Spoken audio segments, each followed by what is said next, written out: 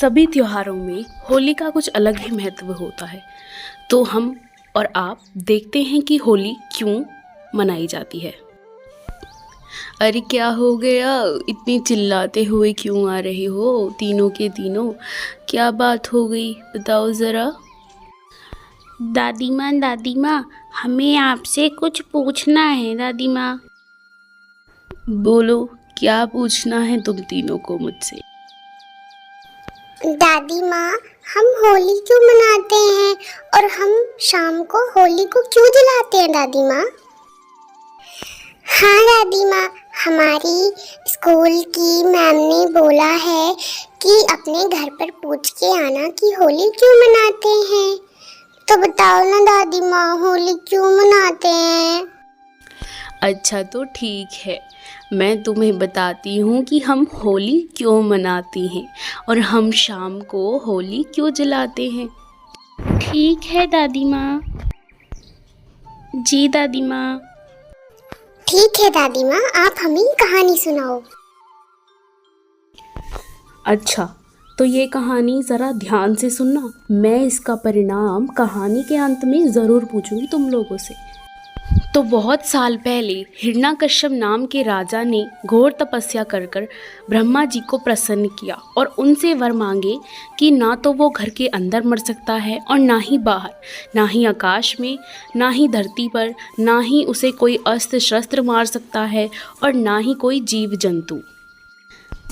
यह सब वर पाकर हिरण्यकश्यप बहुत अपने आप को शक्तिशाली मानने लगा था। वो ये सोचता था कि वही भगवान है और सब लोग उसी की पूजा करें, कोई भी भगवान की पूजा ना करे। वो अपनी प्रजा से भी यही कहता था कि सब उसकी पूजा करें और सब करते भी थे उसकी पूजा। परंतु हिरण्यकश्यप का पुत्र प्रहलाद उसी की सेवा नहीं करता था। एक दिन हिरण्यकश्यप अपने पुत्र से पूछता है, तो बताओ पुत्र, इस दुनिया में सबसे शक्तिशाली कौन? पिताश्री, इस दुनिया में सबसे शक्तिशाली श्री हरि विष्णु है।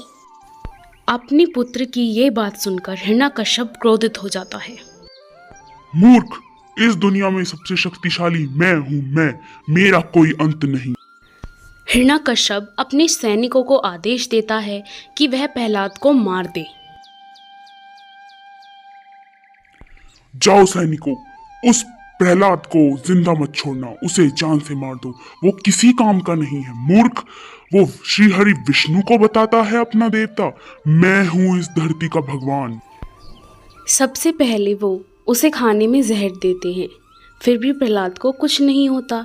उसके बाद उसे वो सांप से डसवाते हैं, फिर भी विष्णु अपने भक्त प्रहलाद को कुछ नहीं होने देते।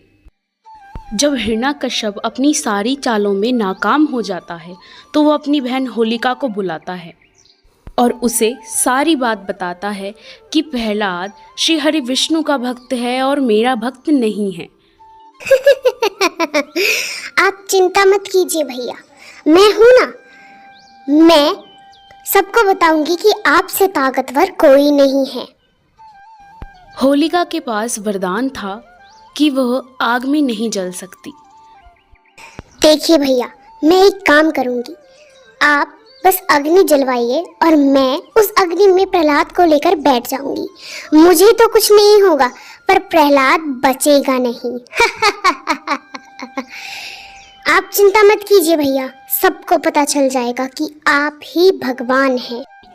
कुछ ही समय बाद लकड़ियाँ, उपले और सब चीज़ जोड़ जाड़ कर अग्नि जलाई गई और उस अग्नि में होलिका को बिठाया गया प्रहलाद के साथ। अग्नि में बैठते ही प्रहलाद ने श्री हरि विष्णु का नाम जपना शुरू कर दिया। विष्णु जी प्रकट हुए और उन्होंने प्रहलाद को बचा लिया और होलिका जल गई। विष्णु जी का नाम जपने की वजह से प्रहलाद बच गया। उसी दिन से हम होली जलाते हैं और अपनी जितनी भी बुराइयां हैं, जितनी भी कमियां हैं और जितने भी कष्ट हैं, वो सब उस होलिका में जला देते हैं। सब लोग होलिका की हर साल पूजा करते हैं कि श्री हरि विष्णु उन्हें भी आशीर्वाद दें और उनके सारे संकट, कष्ट और दुख दूर करें। उसके अगले ही दिन सभी लोग उत्साह से, उमंग से और एक दूसरे के साथ होली मनाते हैं। होली हमारे जीवन में अच्छाई का रंग भरती है। अब समझे तुम लोग कि हम होलिका दहन क्यों करते हैं? चलो बताओ तुम लोग क्या सीखे? ओ, तो हम इसलिए होलिका दहन करते हैं। अच्छा दादी माँ, आज तो आपने हमें बता दिया, वरना हमें पता ही नहीं था। धन्यवाद दादी माँ। तो दादी माँ, होलिका दहन करने चले? हाँ, चलो होलिका दहन करने। तो हमें अपने आप पर कभी घमंड नहीं करना चाहिए, कोई कितना भी ताकतवर हो, है ना दादी माँ? धन्यवाद दादी माँ, आपने इतनी अच्छी कहानी सुनाई हमें। तो इस कहानी से हम सीखते हैं कि कोई कितना भी बड़ा क्यों ना हो जाए, कितना भी ऊंचा क्यों ना उठ जाए, हमें कभी भी अपने आप पर घमंड नहीं करना चाहिए। और आप सभी को होलिका दहन की बहुत बहुत शुभकामनाएं। हैप्पी होली। और अगर आपको ये वीडियो अच्छी लगी हो तो लाइक, शेयर और सब्सक्राइब ज़रूर करें।